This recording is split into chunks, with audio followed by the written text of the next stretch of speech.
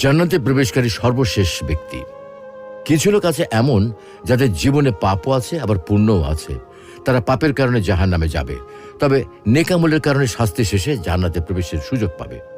কিয়ামতের দিন পাপের কারণে গুনাহগারদের জাহান্নামে নিক্ষেপ করা হবে, কিন্তু একটা সময় আল্লাহ তাআলা নিজ রহমতের প্রাধান্যের কারণে ঘোষণা করবেন, জাহান্নামের শাস্তি ভোগকারীদের মধ্যে যাদের সৎকর্ম রয়েছে, যাদের কপালে সিজদার চিহ্ন আছে, তাদের জাহান্নাম থেকে বের করে নিয়ে এসো।